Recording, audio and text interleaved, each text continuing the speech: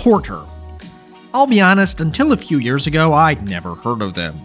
A propeller-only commuter airline in Eastern Canada, why would I have? But they have a fanatical fan base in the flight and travel community, nearly rivaling several Southwest fanatics in my life.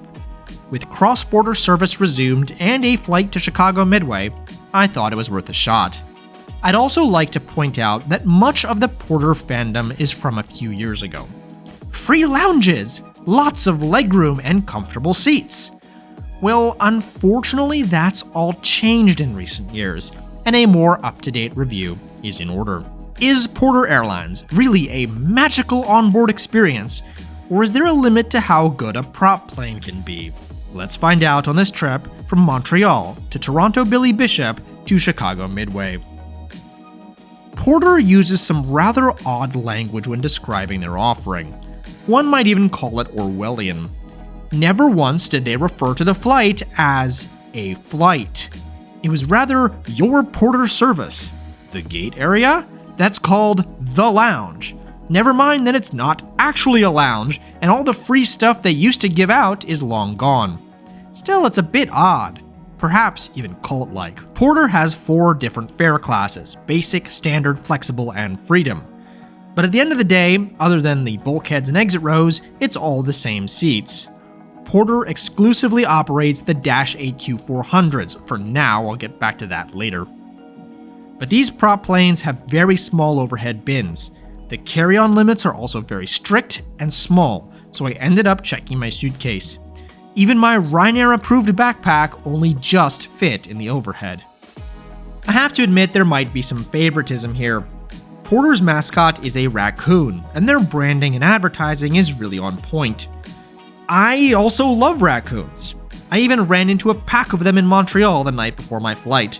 Perhaps it was a sign. I took the bus to Montreal Trudeau Airport, and the traffic to get anywhere near the terminal was horrific.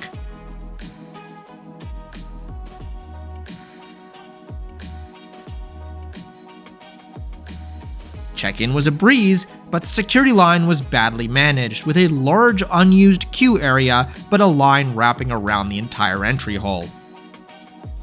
Even though I had some meal vouchers courtesy of Air Canada burning a hole in my pocket, I went to Pork and Pickle, a restaurant that accepts Priority Pass. You get $37 to spend there, which was more than enough for a few drinks. I considered food, but I'd already had my fill of Saint-Viateur and Schwartz earlier in the day, and food was a 35-minute wait. The Porter flights were with the other prop planes plus Flair Air in a remote terminal. There's moving walkways to get there. Even though there's no first class, they boarded those with premium seats, i.e. those in the front or extra legroom, first, then everyone else.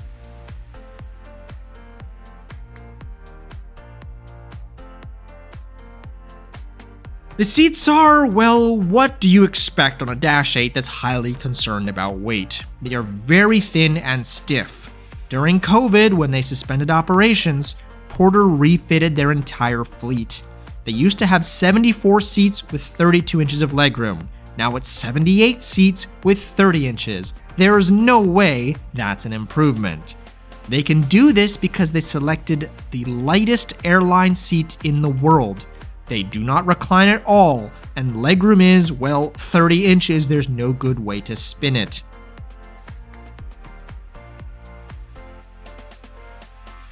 We push back with one engine, Bienvenue à bord de Porter, before spooling up the second.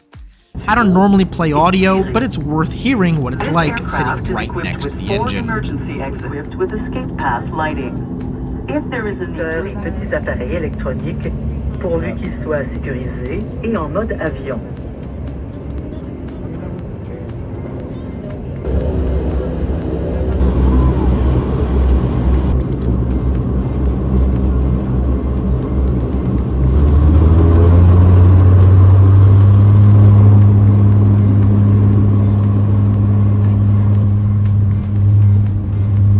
Flying time was 1 hour 15 at 20,000 feet.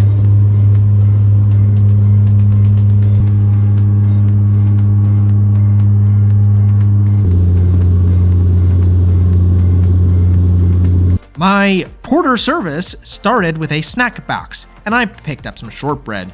On the next flight, I tried out the bag of chips. The quality is definitely on the level of JetBlue, i.e. better than mainline airlines. There's also a full beverage service, including wine and beer. I tried the white and red wine on my flights respectively.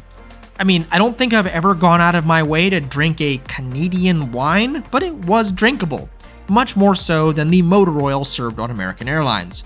But if we're comparing against other propeller flights with free alcohol, Horizon, part of Alaska, and Air New Zealand have much better free wine. It was served in real glassware though, not plastic cups like on US Airlines. I also need to be honest about the elephant in the room. This is not a quiet, relaxing experience. It's loud, and the cheap fixed chair shakes a lot. Though, knowing Porter's marketing, perhaps they could sell it as having a massage feature. What makes Porter so unique is that they fly out of Billy Bishop Airport in Toronto rather than Pearson, so the view of the city on both takeoff and landing is spectacular. We touched down 9 minutes early.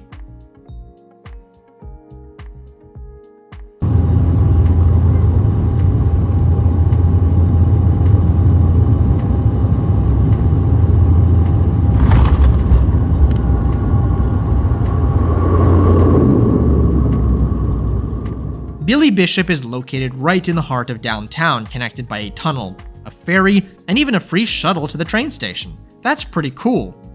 As a centrally located, capacity and aircraft-constrained airport, I'd say it's most analogous to Washington National Airport, or even the old Meigs Field. There's plenty of controversy and lawsuits regarding Porter and the airport that I'm not gonna get into.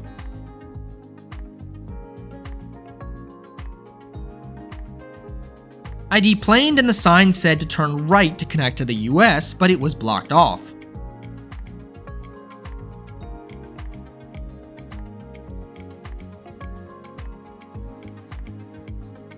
So I went left, but then couldn't enter the connections area. Instead, anyone going to the US waited in the penalty box in the hallway before we were escorted to the US side with a minder. There's got to be a better way. The gate area, lounge, had some great seating options with charging ports. Prior to 2018, there was free food and drink options. But why not sign vendor contracts and still get the passengers to pay? So they did. Fortunately, my flight wasn't delayed, though most of the others were. Boarding this time was totally different. Rather than premium passengers, they boarded from the back to the front. You know, something that actually makes sense in a one-cabin aircraft. I wasn't on the same aircraft as last time, but just the next one over. For consistency, I even had the same seat. We pushed back 10 minutes early.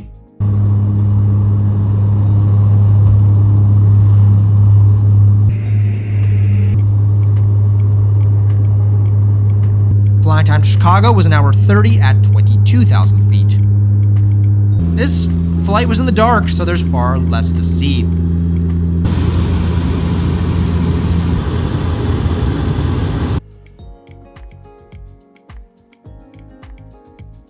We landed at Midway, and immigration was a breeze with so few international flights. I want to conclude not just about what Porter is now, but what it's planning to become. It was trying to be a more premium economy airline, with convenient departures, more legroom, and snacks. But now they've put in these terrible seats and upped their bag fees. I'm seeing less of an appeal. The service was great, and Air Canada Jazz actually now serves alcohol on their Toronto Billy Bishop to Montreal competing service. If that's not an admission that passengers prefer better service, I don't know what is. But Porter has also placed an order for 50 Embraer 195 E2s, making them a launch customer in North America, and if they exercise their option for another 50, would make them the largest operator in the world. But what is Porter gonna do with these aircraft? They can't fly them out of Billy Bishop, but would have to start flying out of Pearson. Doesn't that negate much of the appeal? They'd be going head-to-head with Air Canada, without the support of international flights or connecting United flights. What would the legroom be on these planes? Is the experience really gonna be that much better to really matter? Before this trip, I would have said no. But with the disaster of a showing Air Canada had on my trip, perhaps it's not so crazy after all. It's also worth noting that Connect Airlines is coming for Porter, flying Dash 8s out of Billy Bishop, and they likely will have more legroom. Perhaps Porter realizes that they need to adapt or die. Everyone from Porter was friendly, the flights were on time, and I did enjoy flying them. If I ever feel the need to fly to Toronto, Porter will be the top of my list. But I think it's fair to say that the Porter of today and tomorrow is not exactly what everyone has long been idolizing. Thanks for watching. If you like this video, click that button and please subscribe for many more flight reviews to come. I'll see you next time when I square off again with British Airways.